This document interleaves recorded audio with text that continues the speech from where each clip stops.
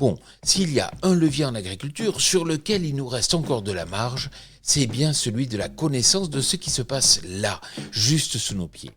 Et il y a gros à gagner à la fois en termes d'économie d'intrants, mais aussi en régularité de rendement et en qualité de la production.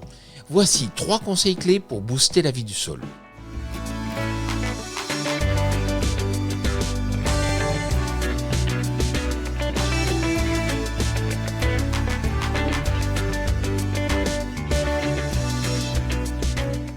Cette semaine, je vous amène dans le Bordelais à la rencontre de Pascal Guilbault, responsable de l'équipe d'expérimentation du service vignes et vins de la Chambre d'agriculture de la Gironde. Autant dire que des essais il en a vu et il en a étudié. Alors Pascal, quel est votre premier conseil pour booster la vie du sol ?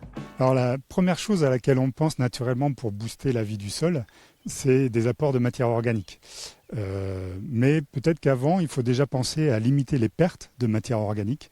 Donc limiter par exemple le travail du sol qui en accélérant la minéralisation détruit une partie du stock de matière organique. Oui, mais on peut aussi la générer, cette matière organique. On peut aussi créer finalement de la matière organique directement sur place par de l'enherbement ou des engrais verts qui vont qui vont apporter de la matière organique par leur partie aérienne, mais aussi on y pense un peu moins par la partie souterraine, donc avec un apport de matière organique très important par les racines. Votre deuxième conseil, c'est cibler un pH équilibré ?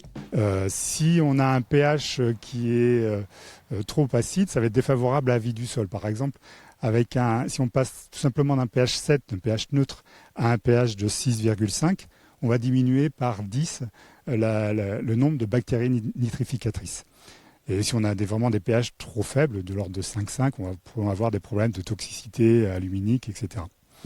Donc, un peu comme la matière organique, il faut essayer de limiter tout ce qui va être acidifiant pour le sol, parce que le sol s'acidifie naturellement avec le lessivage des cations et puis le prélèvement des cations, le CaMG, par la plante.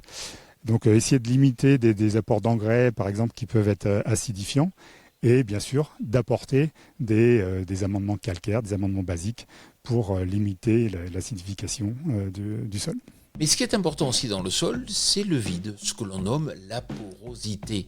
C'est votre troisième conseil clé. Le troisième pilier pour booster la vie du sol, c'est de favoriser une bonne structuration du sol. La structuration du sol, c'est l'agencement des agrégats qui permet d'avoir une bonne... qui crée la porosité du sol. C'est ce qui va apporter l'air, l'oxygène et l'eau aux micro-organismes. Donc cette porosité, elle est bien sûr très dépendante du type de sol, mais elle peut être dégradée par la compaction, par le passage répété d'engins lourds agricoles, surtout en conditions humides, par exemple.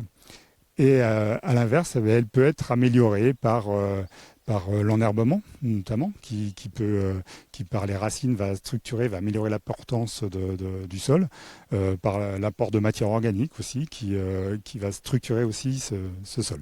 Merci Pascal. Quant à moi, je vous retrouve la semaine prochaine sur TV Agri pour un nouveau regard porté sur l'agroécologie. Bonne semaine à vous.